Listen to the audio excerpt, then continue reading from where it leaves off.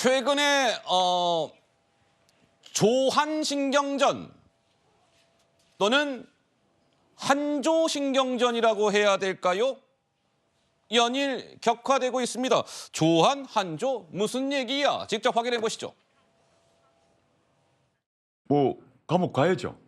방법이 없죠. 뭐 감옥 가야 되고 가서 그동안 뭐 재판 받느라고 어떤 정치하느라고 못 읽었던 책 읽고 뭐 푸시업하고 뭐 스쿼트하고 뭐 플랭크하고.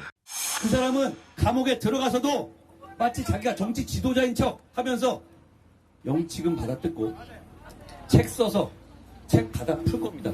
그런데 여러분, 우리 한번 생각해 봅시다. 조국이 독립운동하는 겁니까? 민주화운동하는 겁니까? 파렴치 잡범 아닙니까? 그 안에서 무슨 옥중수기 같은 거 써서 북콘서트 한답시고 책 팔고 그렇게 하면서 또 국민상으로 영업하면서 땡길 겁니다. 여러분, 왜 국민이 조국 일가의 영업 대상이 돼야 합니까? 글쎄요, 자, 조한신경전, 한조신경전 이런 것인데 한동훈 비대위원장은 최근에 이재명 대표는 물론이거니와 여기에 플러스 조국 혁신당 대표를 겨냥하는 듯한 발언들이 연일 쏟아져 나오고 있습니다. 자, 그런데요. 조국 대표가 한동훈 비대위원장을 향해서 또 잽을 날렸습니다. 소셜미디어를 통해서 이렇게요. 왜 한동훈 비대위원장이 최근에 부산을 방문한 자리에서 롯데자이언츠 이 야구 얘기를 많이 했잖아요. 자, 부산 사직구장 재건축도 하겠습니다 등등 얘기하면서 롯데자이언츠 야구 얘기를 많이 했는데 그러자 조국 대표가 이런 얘기합니다. 부산 민심이 흉흉해지니까 난데없이 한동훈 비대위원장이 롯데자이언츠 팬을 참칭하고 있어요. 세리마. 이렇게 소셜미디어에 올렸습니다. 그러자 한동훈 비대위원장의 조국 대표의 저 워딩을 그대로 소환해 와서 이렇게 조국 대표를 겨냥했습니다. 들어보시죠. 롯데자이언츠가 조국 내 겁니까? 아니죠. 부산이 조국 내 겁니까? 아니죠. 그런데 아직도 웅동학원은 조국 내 겁니다. 자기는 내놓겠다고 하지 않았습니까? 답해야 합니다. 웅동학원을 환원한다고 했고 받은 장학금을 환원한다고 했고 미공개 정보 이용을 환원한다고 했습니다. 그걸 했습니까? 여러분 계속 물어주십시오. 답이 나올 때까지 물어주십시오. 이건 답해야 하는 거 아닙니까? 자기가 얘기한 거잖아요. 이 조국이 여러분 위에 군림하고 여러분을 조롱하는 것을 오케이 하십니까? 저는 못하겠습니다. 네, 저렇게 이야기를 했는데 강전의 변호사님 생각에는 한동훈 비대위원장이 이재명 대표를 비롯해서 연일 지금 조국 장관의 실명을 이야기하면서 저렇게 공격에 나서는 이유, 전략 좀 어떻게 보십니까?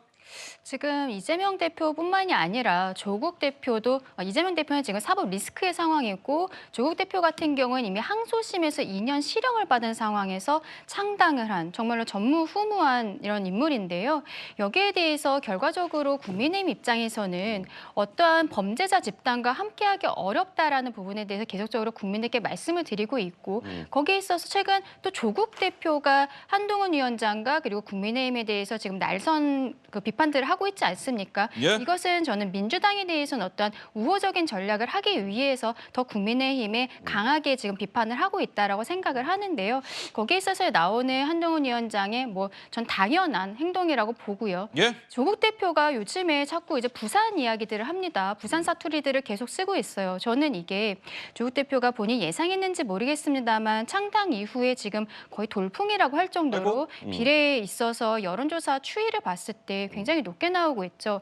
여기에 있어서 어떠한 저는 향후에 이제 남아있는 일주일간의 선거운동 기간 동안에 분명히 노무현 정신에 대한 이야기를 하지 않을까라는 생각이 드는데요. 예? 부산에서부터 지금 조국 혁신당 같은 경우에는 이번 총선 기간에도 그 선거운동 기간이 정식으로 시작이 되자 광주가 아니라 부산에서부터 운동을 시작을 하고 있습니다. 부산에서부터 지금 서울로 올라가고 있거든요. 예. 그러면서 부산을 어떠한 진지로 생각하고 있는 듯한 조국 대표의 계속적인 이야기들이 나오고 있는데 지금 민주당이 김대중 노무현 정신에 대해서 계승하고 있다라고 하지만 예. 좀 우리 국민들의 눈높이에 안 맞는 부분 있잖아요. 그 부분에 대해서 조국 대표가 좀 어필을 하고 있는 것이 아닌가 그런 생각도 해봤습니다. 자, 우리 강전혜 변호사 말씀을 좀 들어봤고 우리 성치훈 부의장 말씀을 좀 들어보고 싶은데 어떻습니까? 조국 대표는 뭐 본인 스스로도 감옥에 가야 할 것 같습니다라고 하면서 감옥에 가면은요 운동 열심히 하고요, 팔굽혀펴기 하고요, 스쿼트도 할 거고요, 뭐 이런 얘기를 했습니다. 그래 일각에서는 아니 감옥에 갈 운명이라는 것을 스스로 아는 분이 어떻게 정치를 하려고 나선 겁니까? 어떻게 국회의원을 하려고 하는 것입니까?라는 일각의 주장에 대해서 무슨 말씀을 주시겠습니까?